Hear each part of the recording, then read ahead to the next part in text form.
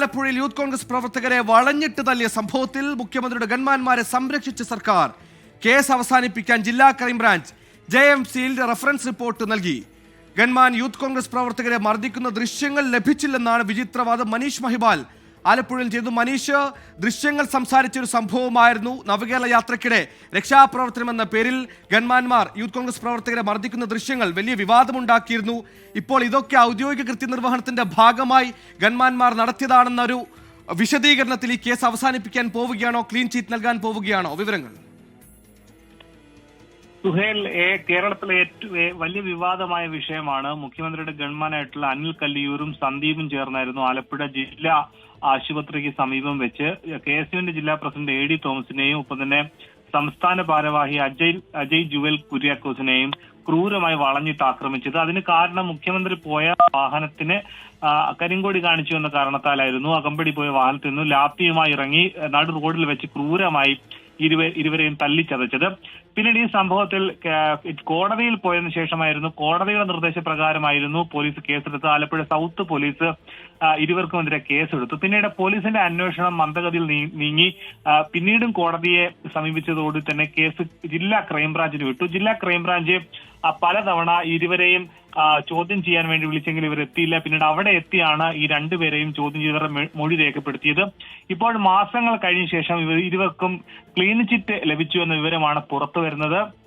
Case അവസാനിപ്പിക്കാൻ ജില്ലാ crime branch ഈ കോടതിയിൽ JFMC, അതായത് ഫസ്റ്റ് ക്ലാസ് ജുഡീഷ്യൽ മജിസ്ട്രേറ്റ് കോടതിയിലാണ് റഫറൻസ് റിപ്പോർട്ട് നൽകിയിട്ടുള്ളത്. മുഖ്യമന്ത്രി സുരക്ഷ ഒരുക്കുക മാത്രമാണ് രണ്ട് ഉദ്യോഗസ്ഥരും ചെയ്തതെന്ന് പറയുന്നുണ്ട്. ഒപ്പം തന്നെ ഗൺമാൻ യൂത്ത് ഇവരെ മർദ്ദിക്കുന്ന ദൃശ്യങ്ങൾ ലഭിച്ചിട്ടില്ല എന്നുള്ള വിചിത്രവാദവും കോടതിയിൽ സമർത്ഥിച്ചു. മുഖ്യമന്ത്രിക്ക് സുരക്ഷ ഒരുക്കുക അല്ലാതെ മറ്റൊരു നടപടിയും ഇരുവരുടെ ഭാഗത്തുനിന്ന് ഉണ്ടായില്ല എന്നടക്കമുള്ള വാദങ്ങളുണ്ട്. പക്ഷേ ഇത്തരം സംഭവങ്ങളിൽ ഇത്തരം ദൃശ്യങ്ങൾ പുറത്തു വന്നാൽ മാധ്യമങ്ങളോടക്കം അന്വേഷണ സംഘം അതിന്റെ ദൃശ്യങ്ങൾ ശേഖരിച്ചുകൊണ്ട് അതിനുള്ള നോട്ടീസ് നൽകും, മാധ്യമങ്ങളോട് ചോദിക്കും. പക്ഷേ ഈ വിഷയത്തിൽ ഒരു മാധ്യമങ്ങളോടും അങ്ങനെ പ്രസിദ്ധീകരിച്ച അല്ലെങ്കിൽ പ്രക്ഷേപണം ചെയ്ത ദൃശ്യങ്ങളെ സംബന്ധിച്ച് ഒരു മാധ്യമങ്ങളോടും അന്വേഷണ സംഘം റിപ്പോർട്ട് ചോദിച്ചിട്ടില്ല എന്നുള്ളതാണ് ഏറ്റവും പ്രധാനപ്പെട്ട കാര്യം. പക്ഷേ ഇവിടെ ഒരു പോലീസ് ഫോട്ടോഗ്രാഫർ നൽകിയിട്ടുള്ള ചില ഫോട്ടോഗ്രാഫുകൾ മാത്രം കോടതിയിൽ ഹാജരാക്കി. പക്ഷെ അതിൽ വ്യക്തതയില്ല. ആ ഫോട്ടോഗ്രാഫുകളിലൊന്നും ഈ ഇരുവരെ മർദ്ദിക്കുന്ന ദൃശ്യങ്ങളില്ല. പകരം മുഖ്യമന്ത്രിയുടെ വാഹനം കടന്നു പോകുന്ന സമയത്ത് ഇരുവരും ഇറങ്ങി വരുന്നതും ഏതാനും ചില ആളുകളെ പിടിച്ചു മാറ്റുന്നതുമായിട്ടുള്ള. രാഹുൽ മാങ്കൂട്ടത്തിൽ നമ്മോടൊപ്പം ചേരുന്നു. ശ്രീ രാഹുൽ, വാർത്ത അറിഞ്ഞു കാണുമല്ലോ, അന്ന് വേറെ വിവാദമായ ഒരു സംഭവമാണ്. ശബ്ദിക്കുന്ന ദൃശ്യങ്ങൾ അവിടെയുണ്ട്. പക്ഷേ ഈ സംഭവത്തിൽ ഗൺമാന്മാർക്ക് ഒരു പങ്കുമില്ല, അവരെ ക്ലീൻ ചിറ്റ് നൽകുകയാണ്. ദൃശ്യങ്ങൾ കിട്ടിയില്ല എന്നൊരു വിശദീകരണം നൽകുന്നു. നടത്തിയത് ഔദ്യോഗിക കൃത്യനിർവഹണമാണെന്നും വിശദീകരിക്കുന്നു. എങ്ങനെ പ്രതികരിക്കുന്നു ഈ ഘട്ടത്തിൽ? ഇതിനകത്തൊരു തമാശ രൂപത്തിലുള്ളൊരു കമന്റ് അല്ല പറയേണ്ടതെങ്കിൽ പോലും ഈ മിഥുനം എന്ന് പറയുന്ന മലയാള സിനിമയ്ക്കകത്ത് ഇന്നസെന്റ് പറയുന്നൊരു ഡയലോഗുണ്ട്. ഒരെണ്ണം കൊഴുത്തിട്ട് അവന്മാരോട് നോക്കാൻ പറയണ കാണാമെന്ന് എന്ന് പറയുന്നത് തന്നെയാണ് ഇവരോടും പറയാനായിട്ടുള്ളത്. നന്നായിട്ട് നോക്കിപ്പിക്കാനുള്ള പരിപാടി, അതിനെന്താ ചെയ്യേണ്ടതെന്നൊക്കെ, അതിനുള്ള സമ്മർദ്ദം എന്താ വേണ്ടതെന്നൊക്കെ ഞങ്ങൾക്കറിയാം. ഈ നാട്ടിലെ മുഴുവൻ ആളുകളും ഞങ്ങളുടെ സഹപ്രവർത്തകരെ ക്രൂരമായി മുഖ്യമന്ത്രിയുടെ കൂടെ നടക്കുന്ന അംഗരക്ഷകരെന്ന ഗുണ്ടകൾ മർദ്ദിക്കുന്ന ദൃശ്യങ്ങൾ വന്നിട്ട് അത് ഇവന്മാര് കണ്ടിട്ടില്ല എന്ന് പറഞ്ഞാൽ അത് വേറെ രോഗമാണ്. ആ രോഗത്തിന് ചികിത്സ ആവശ്യമാണ്. ആ ചികിത്സ ജനങ്ങളെ അണിനിരത്തിക്കൊണ്ട് തന്നെ ഞങ്ങൾ ചെയ്യും. അത് മാത്രമാണ് ഇപ്പൊ പറയാനായിട്ടുള്ളത്.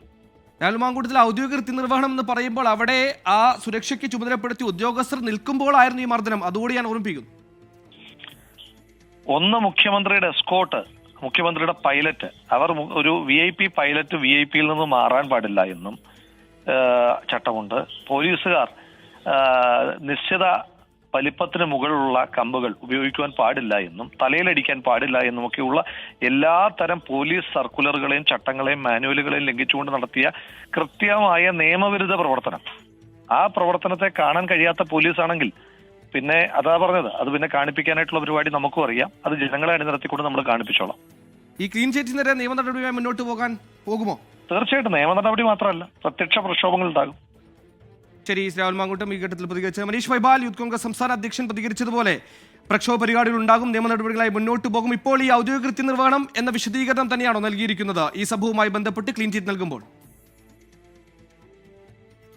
സുഹേൽ, ഞാൻ നേരത്തെ സൂചിപ്പിച്ചതുപോലെ ആദ്യഘട്ടത്തിലടക്കം പോലീസ് ഈ സംഭവവുമായി ബന്ധപ്പെട്ട് പരസ്യമായി നടു റോഡിൽ 2 യുവാക്കളെ അടിക്കുന്ന ദൃശ്യങ്ങളടക്കം പുറത്തു വന്നിട്ടും പോലീസ് കേസെടുക്കാൻ തയ്യാറാകാതിരുന്നൊരു പരാതിയാണ്.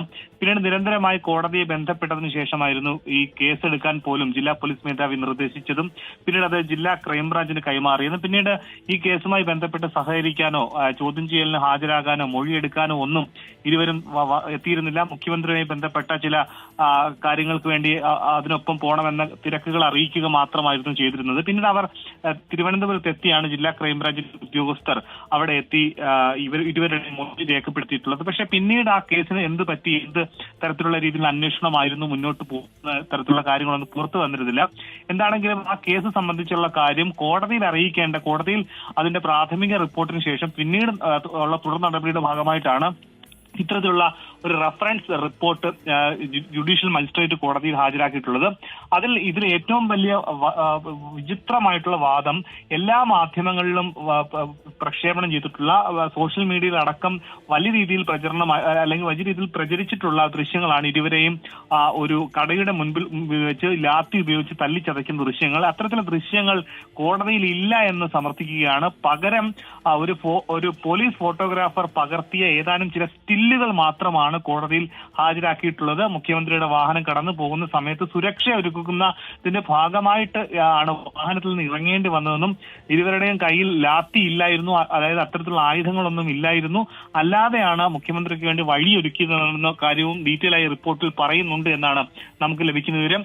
അങ്ങനെയാണെങ്കിൽ വലിയ ഞെട്ടിക്കുന്ന കാര്യമാണ്. പോലീസ് ഇത് സംബന്ധിച്ച ഒരു വിഷയത്തെ, ഒരു പരാതിയെ അല്ലെങ്കിൽ അങ്ങനെ നടന്ന ഒരു സംഭവത്തെ വളച്ചൊടിക്കുന്നു, ക്ലീൻ ചിറ്റ് നൽകുന്നു. ഉന്നതരായിട്ടുള്ള പോലീസ് ഉദ്യോഗസ്ഥർക്ക് വേണ്ടി ഈ രീതിയിലുള്ള അന്വേഷണം നടത്തി അത് കോടതിയെ കൂടി തെറ്റിദ്ധരിപ്പിക്കുന്ന രീതിയിലുള്ള റിപ്പോർട്ട് സമർപ്പിക്കുകയും ചെയ്തിട്ടുണ്ട്. ആ വിവരം പുറത്തു വന്ന സ്ഥിതിക്ക് ഏത് തരത്തിലായിരിക്കും ഇരയാക്കപ്പെട്ടവർ അല്ലെങ്കിൽ ഈ മർദ്ദനത്തിന് ഇരയായ ആളുകളൊക്കെ തന്നെ ഇനി കോടതിയെ ബന്ധപ്പെടുക. രാഷ്ട്രീയ വിഷയമായതുകൊണ്ട് തന്നെ കോൺഗ്രസും ഇതൊരു രാഷ്ട്രീയ വിഷയമായി എടുത്തിരുന്നു നേരത്തെ തന്നെ. അതുകൊണ്ട് തന്നെ ഈ വിഷയത്തിൽ കൂടുതൽ നിലപാട് കടുപ്പിച്ചുകൊണ്ട് മറ്റ് നിയമ നടപടികളിലേക്ക് കൂടി കോൺഗ്രസ് അല്ലെങ്കിൽ KSU യൂത്ത് കോൺഗ്രസ് കൂടി പോകുമെന്ന് നോക്കി കാണണം.